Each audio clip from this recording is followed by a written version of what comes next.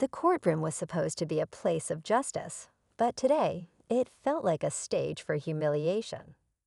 As Marcus Johnson stood before the judge, he could feel the weight of her gaze, cold, dismissive, and filled with quiet mockery. He wasn't just another defendant. He was a man who had spent years studying the law, preparing for this very moment. But the judge didn't see that. She only saw a black man daring to defend himself. With a smirk, she leaned back in her chair. "So you think you know the law better than those who practice it every day?" she asked, her voice dripping with condescension. The courtroom chuckled, as if Marcus had no right to challenge the system. But what happened next left everyone speechless. Marcus took a deep breath and began to speak, not with anger, not with frustration, but with undeniable confidence. Every word he uttered was precise, every argument backed by ironclad legal precedent. The room grew quieter. The smirk on the judge's face faded. And then, in a stunning turn of events, it wasn't Marcus who was in trouble, it was her. What did Marcus say that changed everything? And how did the judge go from mocking him to facing consequences of her own? Stay tuned, because this story is far from over. The air in the courtroom was thick with tension. The laughter that once filled the room had vanished, replaced by a stunned silence. The judge, who had moments ago been so confident in her authority, now shifted in her seat, her expression unreadable. But Marcus wasn't done. He knew exactly what he was doing, and so did a few others in the room who had been watching closely. Marcus had spent years studying the law, not just for himself, but for people like him, people who were too often dismissed, overlooked, or treated unfairly in court. He wasn't just standing up for himself today. He was standing up for something bigger. And he had come prepared. With every point he made, he cited cases, legal statutes and precedents that even seasoned attorneys would struggle to challenge. The judge's face tightened as she realized something. This man wasn't just smart. He was right. But Marcus could see something else in her eyes too. Anger. It wasn't the kind of anger that came from being challenged. It was the kind that came from being exposed. Because as he continued, something became clear. This judge had made a mistake. A big one. And Marcus had just laid it out for the entire courtroom to see. The murmurs in the gallery started up again, but this time they weren't mocking him. They were filled with curiosity, shock, even admiration. The judge cleared her throat, clearly unsettled. "That will be enough, Mr. Johnson," she said sharply, as if trying to regain control. But it was too late. Marcus had already planted the seed of doubt in everyone's mind. And what happened next would change everything. Marcus could feel the shift in the room. The once amused courtroom now hung on his every word. Even the bailiff, who had been standing stiffly by the judge's side, glanced at her with uncertainty. But Marcus wasn't focused on them. He was focused on the judge, the way her fingers tapped impatiently against the bench, the slight twitch in her jaw. She was uncomfortable. And that meant he was getting closer to something she didn't want exposed. He took a steady breath before continuing, his voice calm but firm.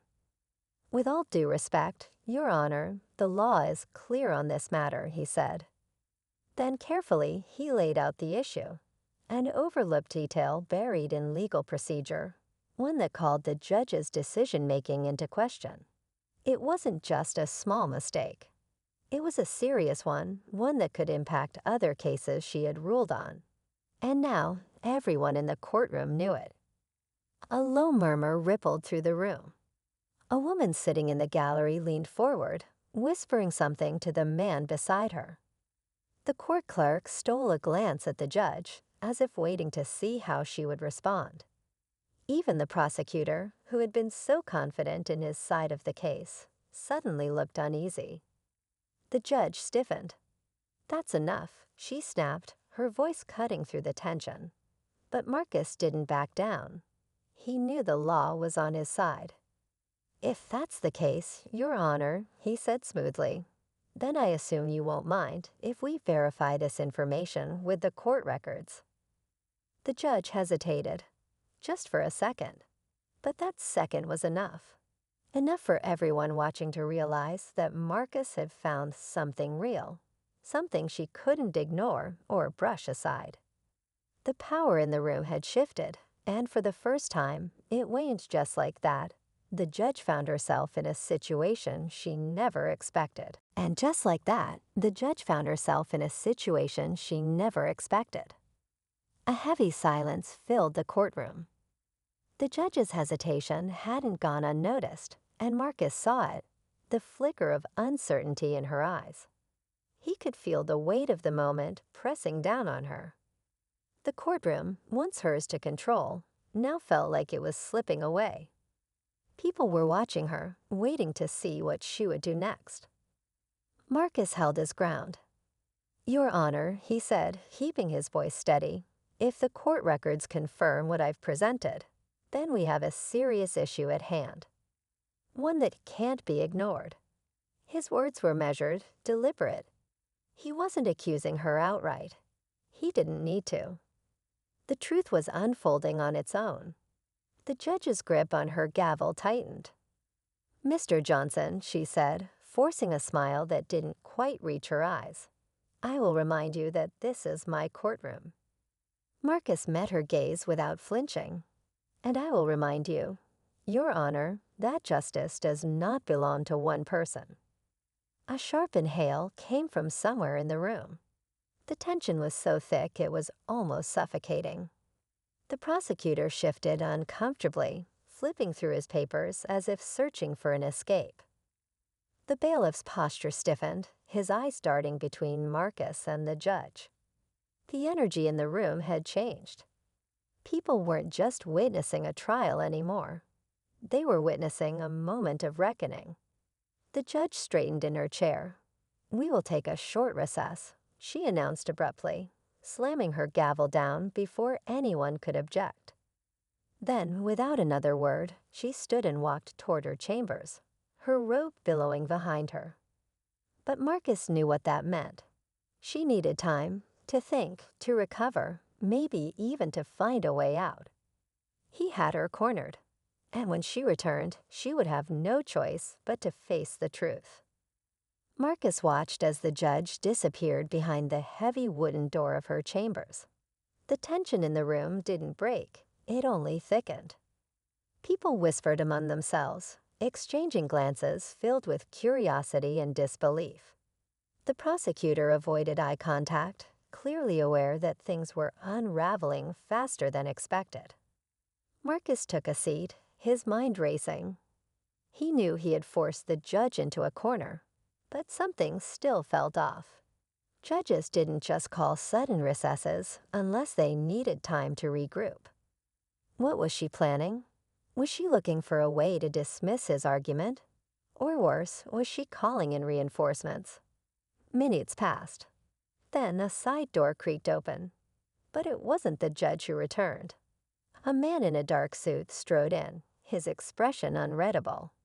He had the air of someone important, too important for a routine courtroom hearing. The clerk rushed over to him, whispering something urgently before pointing toward Marcus. The man's gaze followed. Marcus felt his stomach tighten. Who was this? And why was he here? The man cleared his throat and addressed the courtroom. "Due to unexpected developments, this case will now be reviewed further. No additional statements will be taken at this time." A wave of confusion swept through the room. People exchanged puzzled glances. Marcus felt his pulse quicken. This wasn't normal. This wasn't procedure. Something was happening behind the scenes, something bigger than he had anticipated. And then it hit him. This wasn't just about his case anymore. It was about something much larger. Something the judge, and now this unknown man, desperately wanted to keep hidden. Marcus had thought he was exposing one mistake. But now it seemed he had stumbled upon something far more. Marcus sat still, his heart pounding. The presence of the mysterious man had shifted the energy in the room. The judge still hadn't returned, and now, with this sudden announcement, it was clear. Something much bigger was at play. He wasn't just fighting a biased judge anymore. He had disrupted something deeper, something powerful. But Marcus wasn't about to back down. He stood up, his voice calm but firm. With all due respect, we're in the middle of a case. If there's a development, the court owes everyone here an explanation. The man in the dark suit turned to him, his face unreadable. The explanation will come in due time, Mr. Johnson. His tone was final. It was a warning. But Marcus had come too far to be intimidated. No, he said, his voice carrying through the courtroom. It needs to come now. A murmur rippled through the spectators. The tension stretched unbearably. And then, before the man could respond, the door to the judge's chambers burst open. The judge stormed back in, her face flushed, her carefully composed expression cracking. She clutched a stack of papers in her hand. "This hearing is over," she declared, her voice shaky. "The case is dismissed." Angerous gasps filled the courtroom. Even the prosecutor looked stunned. But Marcus wasn't shocked. He had suspected the moment she left that she was looking for a way out. "Dismissed?" he repeated. "On what grounds?" The judge didn't answer. She wouldn't even meet his eyes. And then the final twist, one that no one saw coming. A second door opened, and another official stepped in. Only this time, it wasn't someone here to shut things down. It was someone here to hold the judge accountable. The courtroom watched in stunned silence as the official approached the bench, handing the judge a document. "Your Honor," he said coolly, "you are being placed under investigation for judicial misconduct." The judge's face went pale. She tried to speak, but no words came. Marcus exhaled slowly. He had won the case, but in the process, he had uncovered something far bigger than he ever imagined. The room remained frozen in silence.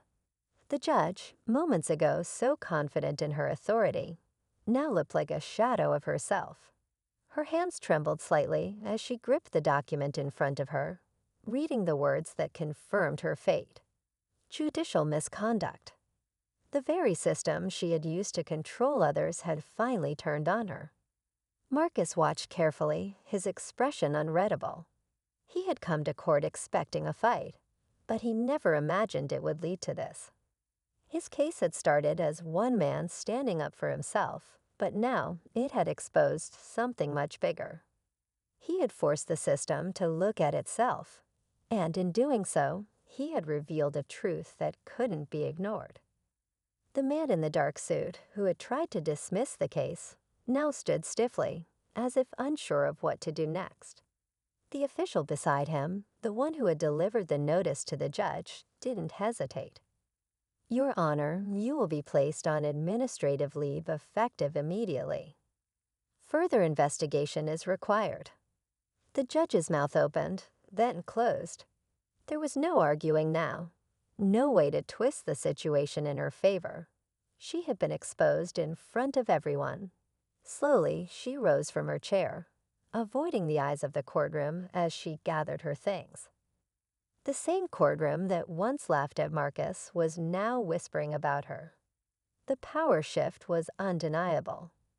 As she walked toward the exit, her heels clicking against the floor, Marcus caught a glimpse of something in her face. It wasn't just anger, it was fear. Fear of what would come next. He didn't feel the need to say anything more. The truth had already spoken for itself. The prosecutor, who had been so eager to argue against Marcus earlier, now seemed uneasy.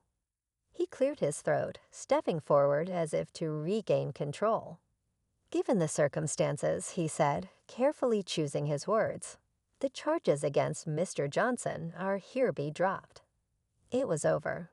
Just like that. Marcus let out a slow breath, feeling the weight lift from his shoulders. It wasn't just about winning his case. It was about proving that justice, real justice, still had a place in that courtroom. He turned, scanning the faces around him. The people who had mocked him at the start were now looking at him with something different. Respect, maybe even admiration. He had stood alone against a system designed to silence him, and he had not only held his ground, but changed the course of the case entirely. As he gathered his belongings, an older man from the gallery approached him. "You did something big today," the man said, his voice filled with quiet approval. Most people wouldn't have had the courage. Marcus gave a small nod. "Someone has to hold them accountable," he said simply. Outside the courthouse, the air felt lighter. The weight of what had just happened still lingered, but Marcus knew this was only the beginning. The judge's case would unfold in the coming weeks, and more truths would come to light. Maybe even other people who had been wronged by her decisions would come forward. He pulled out his phone and saw the flood of messages, texts, calls, even social media posts from people who had been in the courtroom. Word was already spreading. What happened today wasn't just a courtroom battle. It was a statement. As he walked down the courthouse steps, he couldn't help but think about how different things could have been. If he had backed down, if he had let himself be intimidated, this moment never would have happened. But he hadn't backed down. He had trusted himself, and in doing so, he had forced change. A slight breeze picked up, carrying the distant sounds of the city. Marcus took one last look at the courthouse before heading toward the street. He didn't know what would come next, but one thing was certain: this was only the beginning of a much bigger fight. And he was ready for it.